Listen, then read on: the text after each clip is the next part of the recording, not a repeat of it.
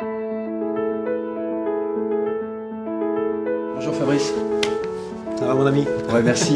Encore merci d'être intervenu à notre conférence de l'IFCO sur comment décliner cette excellence opérationnelle sans le dire quelque part.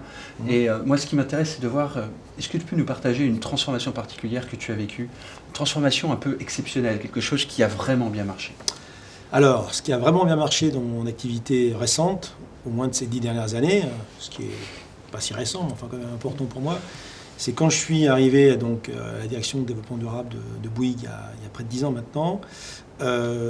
Pour nous, le développement durable, on peut le dire, hein, c'était quand même la chose la plus importante des choses secondaires. Parce que les enjeux étaient mal connus et c'était une discipline qui était quand même encore anecdotique dans les entreprises à cette époque. Et l'enjeu, ça a été pour moi donc d'expliquer que ce n'était pas du tout anecdotique et qu'on devait, au travers de cette approche, faire évoluer ni plus ni moins que les modèles économiques de l'entreprise. Ce n'était pas simplement essayer de faire mieux ou de faire plus avec moins, c'était de faire autrement.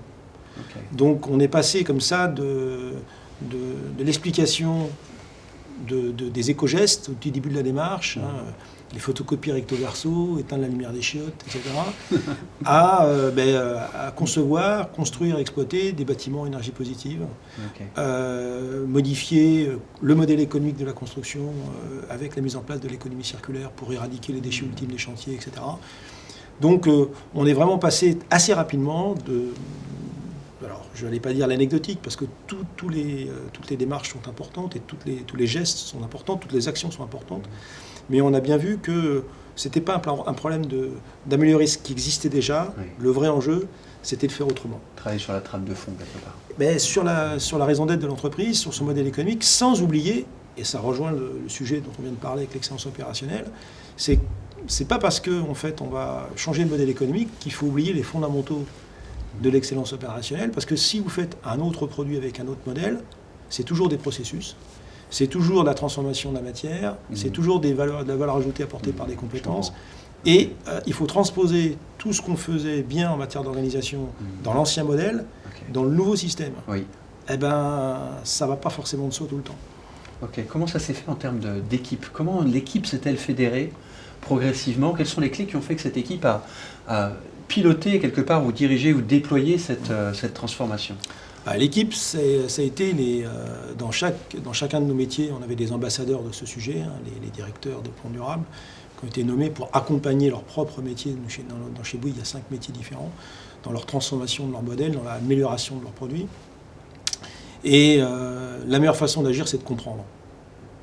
Et comment on comprend? Alors, en faisant du prêche, en fait. Hein.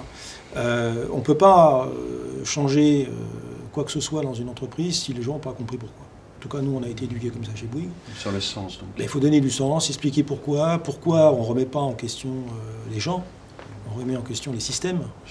Il ne faut pas stigmatiser ce qui a été fait avant, ça n'a pas de sens.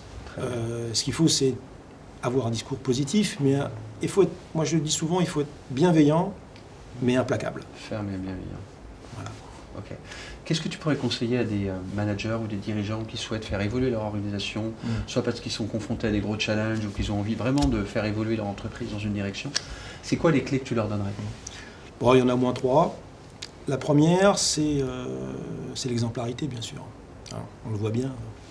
Si vous êtes, par exemple, là, il n'y a pas 2 façons d'influencer, il n'y en a qu'une, c'est d'être exemplaire. Exemplaire et perfection, tu pourrais te donner la différence ou est-ce que c'est la même chose? Perfection, non, je ne sais pas si la perfection existe, mais en tout cas l'exemplarité, c'est d'incarner en fait ce que l'on veut mettre en place. Ça, c'est important, c'est-à-dire être vraiment un exemple. La deuxième chose, c'est d'être sincère. Moi, je dis souvent, la sincérité triomphe de tout. Si vous êtes sincère, si vous croyez à ce que vous dites, c'est déjà 50% du résultat. Et puis après, il faut être pro. Voilà, il faut vraiment être pro, parce que dès lors que vous avancez des nouvelles théories, des nouveaux concepts, il faut aller voir ailleurs comment ça s'est passé. C'est pour ça qu'on fait beaucoup de benchmarks, des learning expeditions. On va voir ce qui se passe dans d'autres entreprises. On n'a pas la science infuse, on n'a pas tout inventé. Les entreprises sont confrontées aux mêmes problématiques. Il y en a qui vont plus vite que d'autres. Ça dépend des marchés, ça dépend des conjonctures. Pourquoi réinventer? Ce qui est important, c'est d'aller voir ce qui se passe et transposer derrière. Donc, exemplarité, sincérité, benchmarking. Ok, très bien. Et en fait, la question que je voulais te poser, c'était quel est ton rôle et ta posture, mais je pense que tu viens d'y répondre. Bah, mon rôle, c'est de donner envie, en fait. Okay. Donner envie d'avoir envie, comme dit Johnny. Ok, et comment tu fais pour donner envie à des gens dans les strates, on va dire, supérieures qui décident, mais aussi sur les employés qui ont tendance à sentir une fracture, et pour certains se dire, oui, mais ça fait 10 fois qu'on lui dit ça, et finalement, c'est pas ce qui se passe. Bah, pour la direction générale, c'est les mêmes discours que pour les employés. Moi, j'ai pas une double personnalité. J'utilise les mêmes arguments. Okay. Les collaborateurs, quel que soit leur niveau, sont sensibles à la sincérité, à l'exemplarité et à la comparaison des pratiques.